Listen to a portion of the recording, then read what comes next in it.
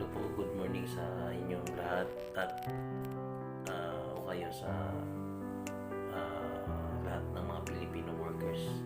God bless sa inyo, magandang umaga sa inyo o kayo sa lahat ng nandito sa Japan.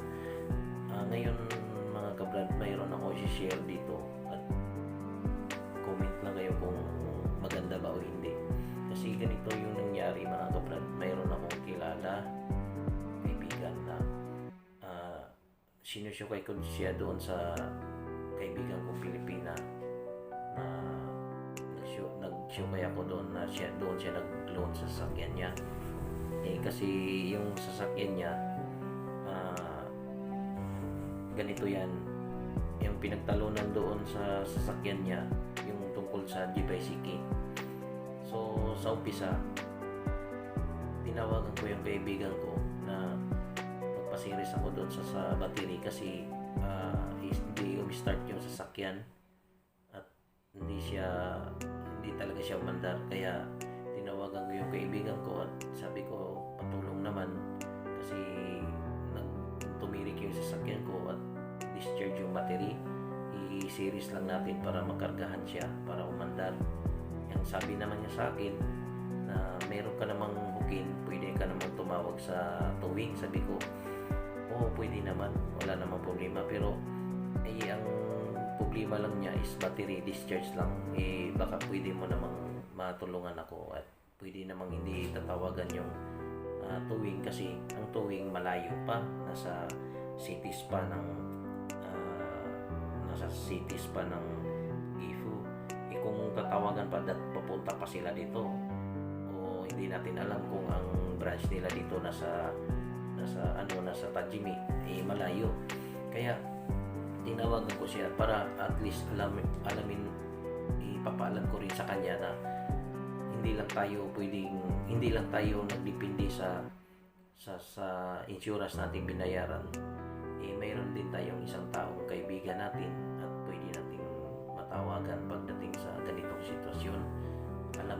Dapat alamin mo yan kasi nagdadrive ka, paano kung nasa malayo ka rin at kung time na yan na hindi mo bayad yung insurance mo, paano ka matulungan doon sa towing na yan, na free towing. Kaya kailangan mo may kaibigan na driver din o nagsasakyan kasi pag natirikan ka dyan sa daan at lahat ng mga dumadaan dyan na may sasakyan, hindi lahat ng tao dyan na matigas yung puso. Mayroong tao din yan na malambot ng puso na tutulong din yan sa'yo. Parang ganon din. Ngayon, nung pinasiris ko sa kanya ang sasakyan ko, umandar, sabi ko, I thank you Lord. Sabi ko, tapos nagpapasalamat ako sa kanya. Ngayon, pinakita ko sa kanya yung hooking ko. Sabi ko, ito na hooking ko, Japan hooking ko. Sabi niya, mayroon din ako niyan.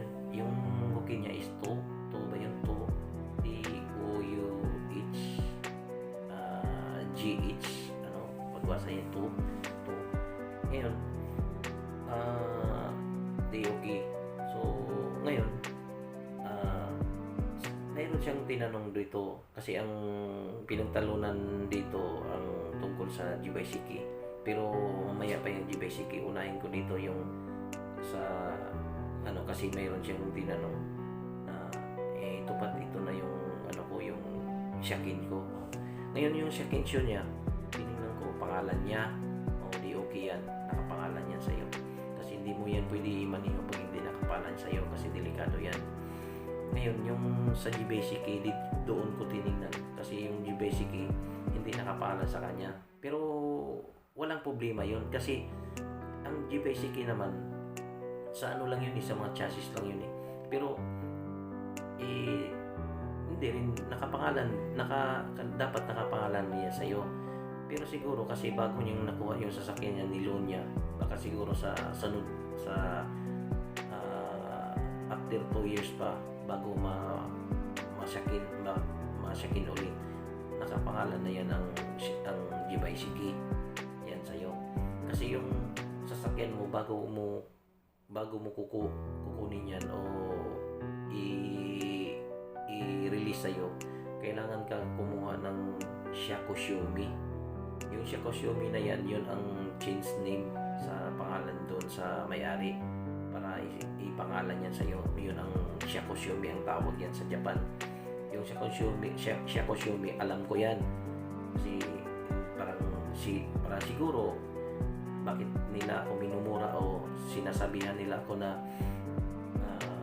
niluto ko daw yung usapan sa kaibigan ko, niloko ko daw sila o pinakailaman ko daw yung trabaho ng asawa niya na hapon. Hindi ko pinakailaman kasi nakakabasa siya ng kanji, nakakasulat siya ng mga ano-anong salita ng Japanese. Ako hindi. Makakapagsalita lang ako, makakasulat lang ako ng pangalan ko. Yun lang ang ano ko, at hindi ko ugali yung manluloko at hindi ko niluloko yung kaibigan ko sa totoo lang. Yan ang tandaan mo yan, te. At huwag mo akong ganyanin, te, kasi hindi ikaw napapakain sa akin at yung asawa mong nagmumura sa akin, minumura niya ako, pinagsasabihan niya kung ano-ano sa Japanese. Ngayon, sinabihan ko yun yung kaibigan ko, harapin natin yan kasi hindi ko pwedeng hindi maharap yan kasi hindi yan makatawan yung sinasabi niya sa akin kasi minura nila ako, pinagbintangan nila ako na niloko ko daw sila. Paano ko maloko na ang nag-process ng papilis ang asawa niya na hapon, siya ang nagsusulat lahat doon. Nagsusyukay lang ako sa kanya, inintroduce ko lang tao sa kanila para mabilihan sila ng sasakyan o may maglulun sa kanila. Yun lang. Bakit ba kailangan pang mahaba yung diskusyon, mahaba yung usapan? Parang nakakaluko naman sila sa akin. Ngayon, ang sinabi niya sa akin, sabi niya, Pat, kung halimbawa, pag nasyakin na to, 2 years shaking, itong pangalan sa Jibeshiki, sa akin na ba yan? Makapangalan yan sa'yo. Pero walang problema yan sa hindi nakapangalan yan sa'yo kasi ang importante itong Shakinsho. Itong Shakinsho ang importante. Pag hindi nakapangalan sa'yo, huwag mong imamaniho yung sasakyan. Ngayon, tungkol doon sa Shakin, ang binanggit kong amount doon na tentative is 18 kalapad. Pero yung 18 kalapad, hindi yan ang talagang exact mong amount. Siyempre, hindi mo alam kung mayroong papalitan sa sasakyan mo. Mayroon siyang aayusin nila. Lahat nila aayusin nila. I-charge sila yan, lahat yan. Pati yung libor, pati lahat i-charge mo. Alam mo naman dito sa Japan, expensive dito. Expensive talaga. So kailangan ganyan na amount na yan na nakatambak na yan sa yung amount na yan. Tentative lang yan. Pero kung 10 lang, 15, siguro baka okay din yan. Pero yung sinasabi ko amount, tentative lang yun. Pero hindi ako nagsasabi ng malaking amount. Yung sinasabi niyang 30 kalapad, hindi ko sinasabi yan. Dinagdagan lang siguro niyan niya. Kaya siguro na nagkaganon yung asawa niya. Nagka-complete yung utak niya. Mayroon siyang mga iba-ibang kung ano nasagap niyang salita doon. Kaya siguro. Pero yung amount na sinasabi kong 18 kalapad, tentative lang yun. Hindi yun saktong yun ang babayaran mo talaga. Kaya yun ang sinasabi ko. Kaya pag natapos mo na yung 2 years, bayad ka sa road tax mo, bayad lahat. Tuturuan kita paano mag-shakin na makamura. Sabi niya, bakit? Pag sa ibang ipasyakin, sabi ko, pag ipasyakin mo yan sa Kurumayasang o sa gasoline station, malaki talaga. Malaki yung babayaran mo kasi doon sila lahat ng gumagawa ay kukunin nila yung sasakyan mo, ipapalitan ka ng daisya, yun ang gagamitin mo para may magamit ka. Ngayon, pagdating doon sa matapos na ibabalik yan sa'yo, yung amount na yan, kung magkano, halimbawa 18 kalapad doon, 18 kalapad ang babayaran mo, yun lang yun, simple. Ano bang loko dyan? Ano bang niluto kong salita dyan? Siya lang nagsabi na 30 kalapad. Hindi 30 kalapad ang sinasabi ko, mga kablad. Ngayon, tungkol dito sa Jibeshiki, doon siya nagagalit. Siguro, bakit siya nagagalit doon? dapat sana, kasi kayo ang nag-process doon, kayo ang may alam doon, dapat sabihan niyo yung tao. Ako nagsabi, baka na-opin sila sa sinasabi ko. Wala naman akong sinasabing masama sa kaibigan ko. Baka na-opin yung hapon na magmarunong. At ikaw, wag mo akong ganyanin, na niluto ko yung salita, niluto ko yung usapan, niloloko ko yung tao na yan. At hindi ko naluloko, hindi ko ugaling magluloko, kasi yung sasakyan na yan nasa kanya, yung pira nasa kanya, lahat nasa kanya. Inintroduce ko lang sa inyo na doon mag-loan sa inyo. O ano bang niloko niyan? At minumura ko sa asawa mo, tandaan mo yan, minumura niya ako kung ano-ano yung sinasabi niya sa akin yan. At hindi makatao yung sinasabi niya, at hindi ako nakakatulog dahil nirespeto kita, nirespeto kita. At hindi ko babanggitin yung pangalan mo dahil i-upload ko to sa YouTube channel ko. So tandaan mo yan, mababiral to. Tandaan mo yan, mababiral to.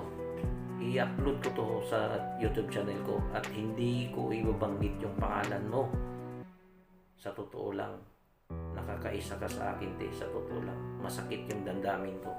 Masakit talaga. Hindi mo ako nirespeto. Nirespeto naman kita. Tinuring kapatid.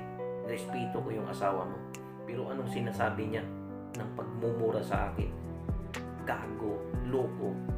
Lahat ng minumura niya, lahat ng sinasabi niya sa akin, pati ikaw, kaya layuan ko kayo. At meron pa naman akong dalang tao isusyokain sa iyo para makapira ka rin, pero hindi ko na ibibigay sa iyo. At sasabihan ko rin sila na huwag kayong kukuha doon, at hindi ko kayo isusyokay doon, kasi masama yan sila, pangit yan sila, mga ugali yan. Yun ang isasabi ko. Ngayon, yung kaibigan ko, sinasabihan ko siya na harapin natin yan. At wala akong sinasabi sa iyo na itungkol doon sa chainsaw wheel. Wala namang sticker nakalagay doon. Ang nakalagay doon na sticker na 2017 pa yun. Tapos may takbo doon, 174 pa yun. Yun lang yun. Tapos yung sticker na chainsaw wheel, na naka-chainsaw wheel siya, wala. Tapos tinignan ko yung wheel niya, hindi naman marumi, okay naman. Pero bakit walang walang tawag to, bakit walang sticker nakalagay doon sa, pinalitan ba nilang oil? Hindi gaya sa akin meron. Yun lang ang lahat ng mga issues na yan. Lahat ng issue na yan, yun lang. Tapos tinawagan niya ako kagabi. Tapos yun ang sinasabi nila sa akin. Minumura niya ako.